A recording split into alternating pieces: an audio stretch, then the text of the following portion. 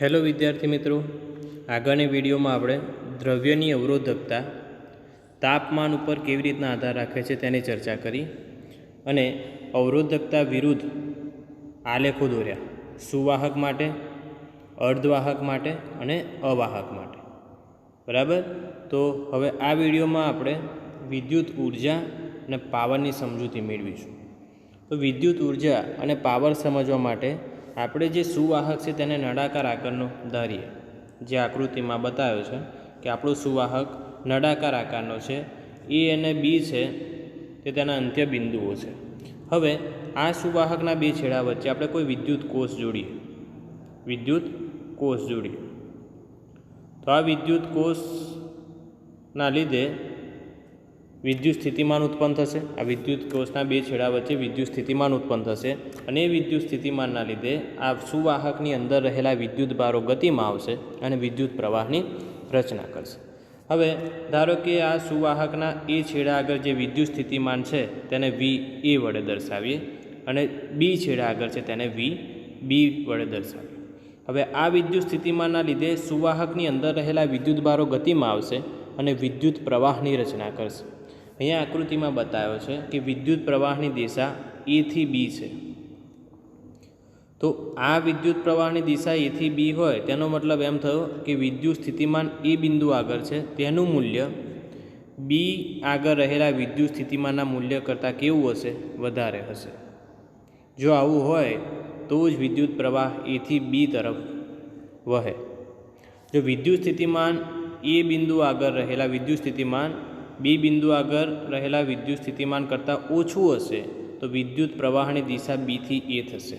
પણ અહીંયા આપણે જે આકૃતિમાં બતાવ્યો છે તે વિદ્યુત પ્રવાહની દિશા છે એ થી બી. એનો મતલબ છે કે વિદ્યુત સ્થિતિમાનનું મૂલ્ય એ બિંદુ આગળ બી આગળ કરતાં કેવું હશે? વધારે હશે. હવે વિદ્યુત સ્થિતિમાનનો તફાવત લઈએ. તો વિદ્યુત સ્થિતિમાનનો તફાવત એટલે એ બિંદુ આગળ. આ વિદ્યુત સ્થિતિમાનનો તફાવત ક્યાં મળશે? બે સુવાહકના છેડા વચ્ચેનો વિદ્યુત સ્થિતિમાનનો તફાવત એ વીએ માઇનસ વીબી. હવે વીએ છે એ વીબી કરતાં કેવું છે? મોટું છે. એટલે આ તફાવત કેવો મળશે? ધન મળશે. બરાબર. હવે જ્યારે આપણે વિદ્યુત કોષ જોડીશું ત્યારે આ સુવાહકની અંદર રહેલા વિદ્યુત ભારો ગતિમાં આવશે અને વિદ્યુત પ્રવાહની રચના કરશે. તો ધારો કે ડેલ્ટા ટી જેટલા સમયગાળામાં ડેલ્ટા ક્યુ જેટલો વિદ્યુત ભાર બિંદુ એ આગળથી બિંદુ બી આગળ ગતિ કરે છે. બરાબર. શું થાય છે? જ્યારે આપણે આ વિદ્યુત કોષ જોડીશું ત્યારે ડેલ્ટા ટી જેટલા સમયગાળામાં ડેલ્ટા ક્યુ જેટલો વિદ્યુત ભાર બિંદુ એ આગળથી બી તરફ ગતિ કરે છે. તો આ વિદ્યુત ભારો છે તેમની સ્થિતિ ઉર્જા હશે. તો વિદ્યુત ભારોની એ બિંદુ આગળની સ્થિતિ ઉર્જા અને બી બિંદુ આગળની સ્થિતિ ઉર્જા આપણે શોધી શકીએ. તો તે મળશે U1 is equal two VA ગુણાકારમાં delta Q.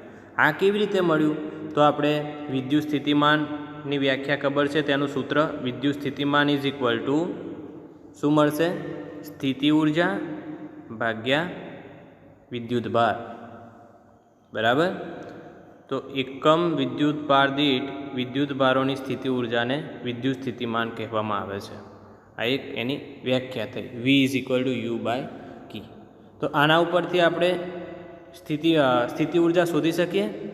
U is equal to V into Q. તો હવે આપણે એ પોઈન્ટ આગળ એટલે એ બિંદુ આગળ અને બી બિંદુ આગળ વિદ્યુત સ્થિતિ ઉર્જામાં શોધી શકીએ વિદ્યુત ભારની સ્થિતિ ઉર્જા. તો એ બિંદુ આગળ શોધીએ ત્યારે એ બિંદુ આગળ વિદ્યુત સ્થિતિમાન કેટલું છે? વી ઓફ એ છે. તો વીની જગ્યાએ શું મૂકીશું? વી એ. અને કેટલો વિદ્યુત ભાર ગતિ કરે છે એ બિંદુથી બી આગળ? ડેલ્ટા ક્યુ જેટલો. તો ગુણાકારમાં આવશે ડેલ્ટા ક્યુ.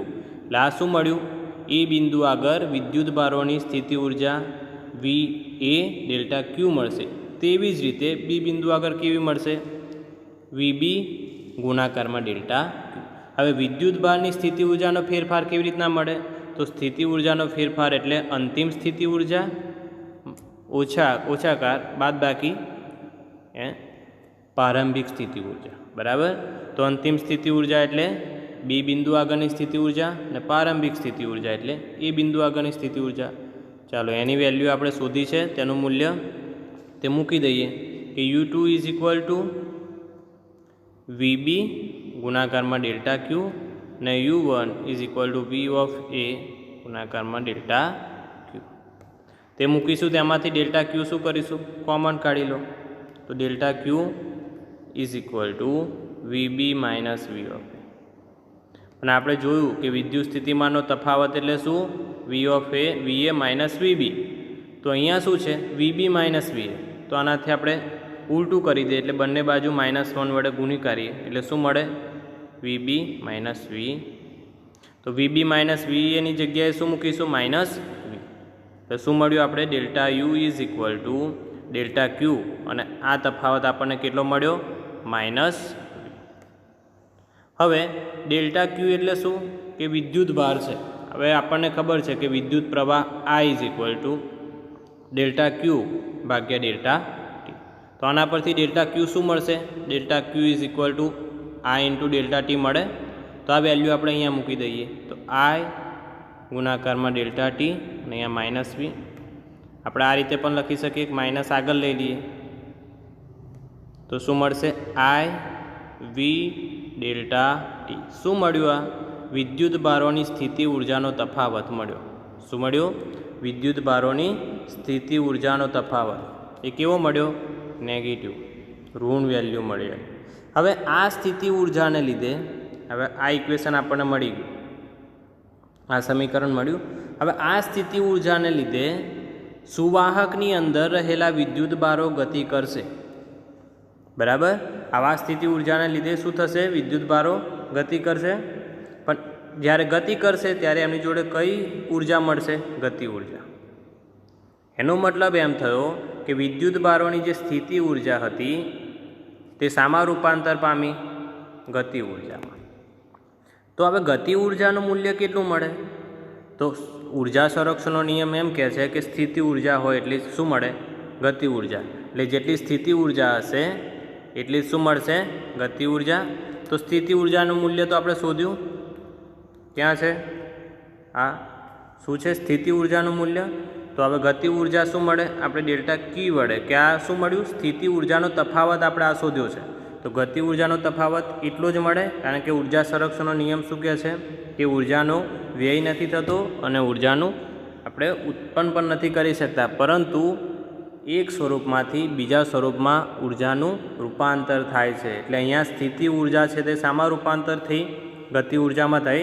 એટલે જે સ્થિતિ ઉર્જાનો તફાવત હશે એટલો જ ગતિ ઉર્જાનો તફાવત મળશે. પણ અહીંયા શું થશે, આ માઇનસ નિશાની શું દર્શાવે છે, આ ઋણ નિશાની એવું દર્શાવે છે કે જેટલો સ્થિતિ ઉર્જામાં ઘટાડો થશે એટલો ગતિ ઉર્જામાં શું થવાનું છે, વધારો થશે. એના કારણે આ શું મળ્યું, ઋણ વેલ્યુ મળી. હવે ચાલો ગતિ ઉર્જામાં થતો ફેરફાર શોધીએ. આ માઇનસ સાઇન છે, આ ડેલ્ટા યુ આપણે શોધ્યું, શું મળ્યું, minus I V delta T. હવે માઇનસ માઇનસ શું થઈ જશે, પ્લસ થઈ જાય, ઋણ ઋણ ધન થઈ જાય ને, તો ધન થઈ ગયું I V ડેલ્ટા ટી. શું મળ્યું, આ ગતિ ઉર્જામાં થતો ફેરફાર મળ્યો. તો ગતિ ઉર્જામાં ફેરફાર કેટલો મળ્યો, ધન વેલ્યુ મળ્યો. જેટલો સ્થિતિ ઉર્જાનો ફેરફાર હતો એટલો જ ગતિ ઉર્જાનો મળ્યો, પણ અહીંયા ઋણ વેલ્યુ છે, અહીંયા ધન વેલ્યુ છે. તો દર્શાવે છે કે જેટલી સ્થિતિ ઉર્જા ઘટશે એટલી ગતિ ઉર્જા શું થવાનું, વધારો. હવે આટલી ગતિ ઉર્જા લઈને અંદર રહેલા વિદ્યુત ભારો ગતિ કરશે. શું થશે, આ સુવાહકમાં રહેલા વિદ્યુત ભારો ડેલ્ટા ક્યુ જેટલો તફાવત જે મળ્યો આપણને I V ડેલ્ટા ટી, તો ગતિ ઉર્જા જે છે એના લઈને આ વિદ્યુત ભારો ગતિ કરશે. બરાબર, પણ જ્યારે આ વિદ્યુત ભારો ગતિ કરશે ત્યારે સુવાહકની અંદર રહેલા પરમાણુ, બરાબર, પરમાણુ છે, ધન આયનો છે, એમની સાથે શું થવાની, અથડામણ થશે.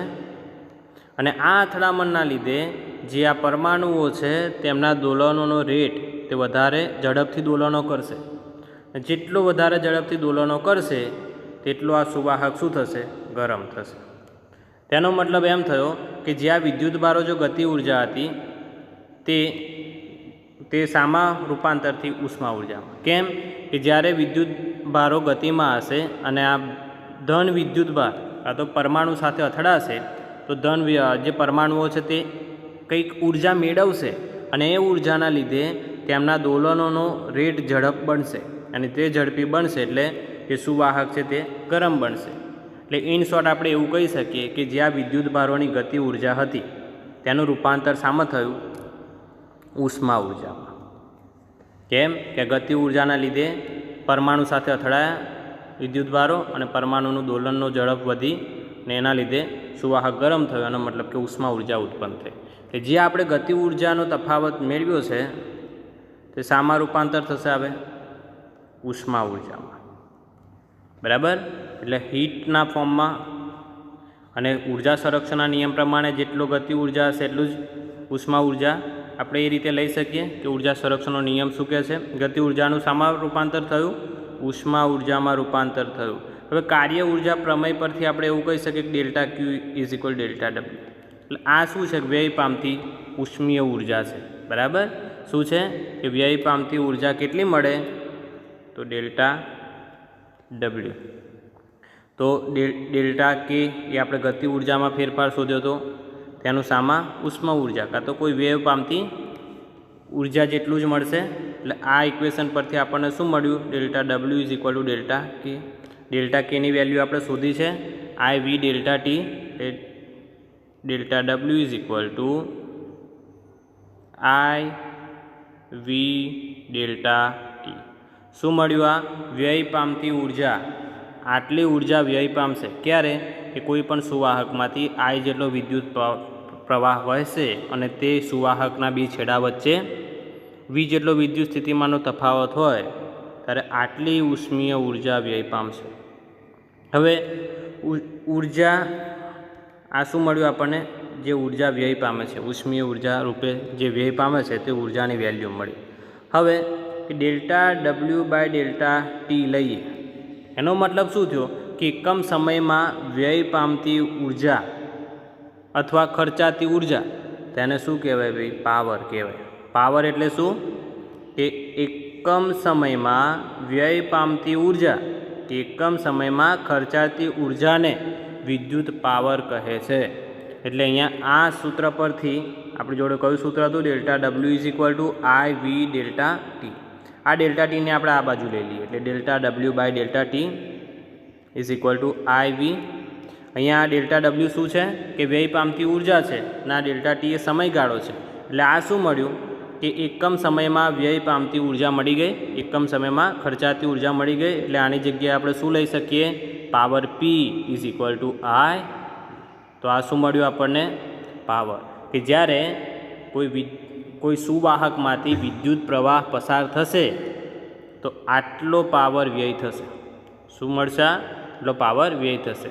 હવે આપણને પાવરનું ઇક્વેશન સૂત્ર કયું મળ્યું? P is equal to VI. પણ ઓમના ઇક્વેશન ઓમનો નિયમ શું કહે છે? V is equal to I R. તો આના ઉપરથી આપણને પાવરના બે સૂત્ર મળશે. કયા? જોઈએ. પહેલાં તો આપણે વીની વેલ્યુ મૂકીએ. વીની જગ્યાએ શું મૂકીશું? I R. તો પી ઇઝ ઇક્વલ ટુ વીની જગ્યાએ શું મૂકીએ? આઈ આર અને આઈ હતો એટલે આ શું મળ્યું? આઈ સ્ક્વેર આર મળ્યું. આ એક ઇક્વેશન મળ્યું, સૂત્ર મળ્યું પાવરનું. હવે આ ઓમના નિયમ પરથી આઈની વેલ્યુ શોધી લઈએ. I is equal to V ભાગ્યા આર. હવે આઈની વેલ્યુ આમાં મૂકીએ એટલે P is equal to V અને આઈની વેલ્યુ શું છે? V by R. એટલે શું મળ્યું? બીજું સૂત્ર વી ઇન્ટુ વી એટલે વી સ્ક્વેર બાય આર. એટલે ઇન શોર્ટ આપણી જોડે પાવરના ત્રણ સમીકરણ મળ્યા. કયા કયા મળ્યા? કે P is equal to V I જે આ ઇક્વેશન, પછી ઓમના નિયમ પરથી બીજા બે ઇક્વેશન તારવ્યા. P is equal to I square R અને બીજું છે P is equal to V square by. તો આ ત્રણ શું બતાવે છે? કે જ્યારે કોઈ પણ અવરોધમાંથી આર જેટલા અવરોધ ધરાવતા સુવાહક કાં તો કોઈ પણ વાહકમાંથી આર જેટલો અવરોધ ધરાવતું વાહક હોય તેમાંથી પસાર થતો વિદ્યુત પ્રવાહ આઈ અને વિદ્યુત સ્થિતિમાનનો તફાવત જે વાહકના બે છેડા વચ્ચે વિદ્યુત સ્થિતિમાનના તફાવત ઉપર વ્યય થતો પાવર કેવી રીતના આધાર રાખે છે તે બતાવે. શું બતાવે છે? P is equal to Vi કે જ્યારે કોઈ પણ વાહક લો કે તેનો અવરોધ R હોય તેમાંથી પસાર થતો વિદ્યુત પ્રવાહ અને તે વાહકના બે છેડા વચ્ચેનો વિદ્યુત સ્થિતિમાનનો તફાવત, આ બંનેની ઉપર જ્યારે વિદ્યુત પ્રવાહ પસાર થાય ત્યારે વ્યય થતો પાવર કેવી રીતના આધાર રાખે છે તે આ સમીકરણ પરથી તમને મળે.